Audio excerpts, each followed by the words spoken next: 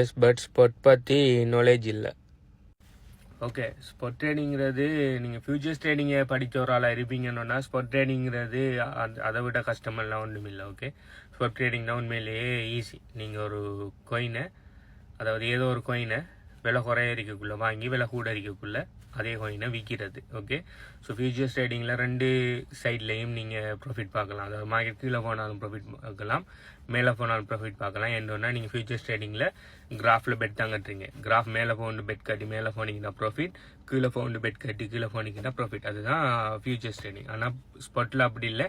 நீங்கள் ரியலாக ஒரு கோயினை வாங்குறீங்க, வாங்கி அந்த கோயினை நீங்கள் வாங்கின விலையிலேருந்து மேலே போய் விற்றா தான் ப்ராஃபிட். லைக் நீங்கள் ஒரு பொருள் ஒன்று வாங்கி தங்கம் வாங்கி விலை கூடினது பிறகு விற்கிற மாதிரி. இப்போ நீங்கள் ஒரு கொயின் ஒன்றை வாங்கிட்டீங்க, அந்த கொயின் நீங்கள் வாங்கின ப்ரைஸ்லேருந்து குறைய வருதுன்னா ஒன்று நீங்கள் ஹோல்ட் பண்ணலாம். அதாவது திரும்ப பழைய விலைக்கு வர வரைக்கும் ஹோல்ட் பண்ணலாம்.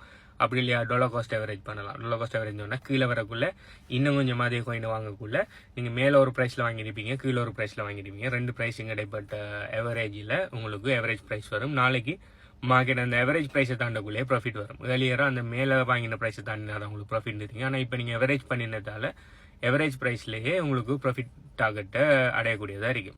ஸோ இது சிம்பிள் தான். ஸோ இந்த கொயினில் வாங்குறதுக்கு நீங்கள் ஃபண்டமெண்டல் அனாலிசிஸ் பண்ணணும். ஏன்னா நல்ல கொயின்களாக இருந்தால் தான் நாளைக்கு அந்த கொயின் மார்க்கெட் டம்ப் வந்தாலும் திரும்ப மேலே வரும். அதனால தான் முக்கியமாக ஃபண்டமெண்டல் அனாலிசிஸ் பண்ணுறேன்.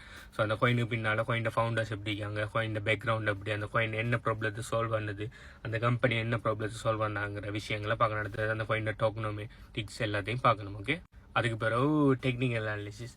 டெக்னிக்கல் அனாலிசிஸை நிறைய வழியில் டெக்னிக்கல் அனாலிசிஸ் செய்யலாம். ஓகே, ஆனால் எல்லா டைம்லேயும் டெக்னிக்கல் அனாலிசிஸ் சக்ஸஸ் ஆகான்னு கேட்டால் நோ. டெக்னிக்கல் அனாலிசிஸ் நம்ம எவ்வளோ தான் செஞ்சாலும் மார்க்கெட் யாரோட கையில் இருக்குன்னா வேல்ஸ் கையில் தான் இருக்குது. வேல்ஸ் எல்லாருமே சேர்ந்து மார்க்கெட்டை மேனிபுலேட் பண்ணி ஒரு நியூஸ் ஒன்றை போட்டு மார்க்கெட்டை டம்ப் பண்ணாங்கன்னு சொன்னால் நீங்கள் என்ன டெக்னிக்கல் அனாலிசிஸ் செஞ்சாலும் அங்கே பிரயோசனம் இல்லை. அதனால் அதுக்காக டெக்னிக்கல் அனாலிசிஸே பண்ணக்கூடாது. அப்படி இல்லை, நீங்கள் மார்க்கெட் நார்மலாக இருக்கக்குள்ளே டெக்னிக்கல் அனாலிசிஸ் நல்லா ஒர்க் ஆகும். ஆனால் மார்க்கெட்டை மேனிபுலேட் பண்ணக்குள்ளே டெக்னிக்கல் அனாலிசிஸ் ஒர்க் ஆகாது. ஸோ இது சம்மந்தமாக நீங்கள் என்ன செய்யணும், நாலேஜ் எடுக்கணும், படிக்கணும். ஓகே, ஃபியூச்சர் ஸ்டேட் மாதிரி தான் 100% ஃபியூச்சர் ஸ்டேட் மாதிரி இல்லை. நீங்கள் கொஞ்சம் இருக்குது. ஆனால் அனலைசிஸ் எல்லாம் நீங்கள் ரெண்டு சைட்லேயும் அனலைஸ் பண்ணுவீங்க. கிட்டத்தட்ட டெக்னிக்கல் அனாலிசிஸ் ஸ்பாட் ட்ரேடிங்குக்கும் கிட்டத்தட்ட ஒன்று தான். அதே மாதிரி ஃபண்டமெண்டலும் ஒன்று தான். கிட்டத்தட்ட நீங்கள் ஃபியூச்சர் ட்ரேடிங் செய்கிற ஒரு ஆளாக இருப்பீங்கன்னா ஸ்பாட் ட்ரேடிங் ஈஸியாக செய்யலாம்.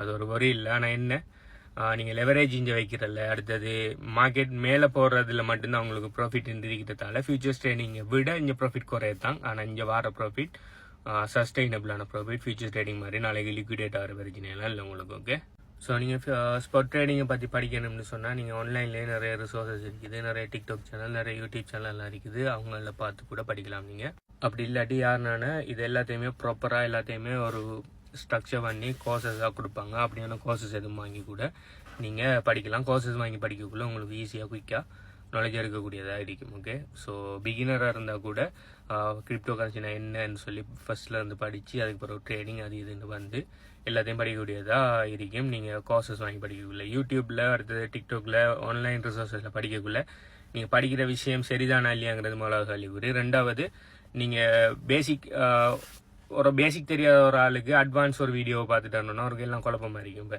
ஒரு ஆர்டர் ஒன்று இல்லாமல் இருக்கும். ஓகே, இதுக்கு பிறகு இதுக்கு பிறகு அவர் ஆக்கிற வீடியோவும் அவரும் மேபி வீடியோ ஆர்டராக தான் போட்டிருப்பேன். ஆனால் நீங்கள் தேடக்குள்ள அவர் 10ஆவதா போட்ட வீடியோ உங்களுக்கு முதலாவதாக காட்டும். அப்போ அதை போய் பார்ப்பீங்க, நான் ஒன்று மடங்கு இல்லைன்னு சொல்லி ஓவர் மாறுறது சான்ஸ் இருக்குது. அடுத்து பிள்ளையாச்சி ஏறதுக்கு கூட நிறைய சான்ஸ் இருக்குது. அதனால என்ன சஜஷன் என்னன்னா, ப்ராப்பரான ஒரு கோச்சிங் ப்ரோக்ராம் இல்லாட்டி கோர்ஸ் ஒன்று வாங்கி ஸ்பாட் ட்ரேடிங் படிக்கிறது எண்ட் அட்வைஸ். ஓகே, ஸோ எங்களோட HBU கன்சல்டன்சியில் கூட HBU கிரிப்டோ கரன்சி கோச்சிங் ப்ரோக்ராம்னு ஒன்று இருக்குது. அதில் நாங்கள் கிரிப்டோ கரன்சியை பேசிக்லேருந்து படிப்பிச்சு 14 வழியில் கிரிப்டோ கரன்சியில் எப்படி ஏர்ன் பண்ணணும்னு சொல்லி டீச் பண்ணியிருக்கோம். உங்களுக்கு விருப்பம் சொன்னால் அதை கூட நீங்கள் பார்த்துக்கொள்ளலாம்.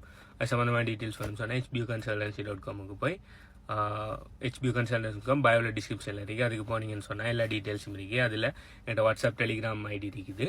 அதை கிளிக் பண்ணிங்கன்னு சொன்னால் உங்களுக்கு தேவையான டீட்டெயில்ஸ் எல்லாம் பெற்றுக்கொள்ளலாம். அதுமாரி நாங்கள் எங்கள் HBU கன்சல்டில் ரெக்கமெண்ட் பண்ணுற ட்ரேடிங் போர்ட்ஸ் மற்ற ப்ரோக்ராம்களும் அதில் இருக்குது. பார்த்துக்கொள்ளுங்கள். பாய்.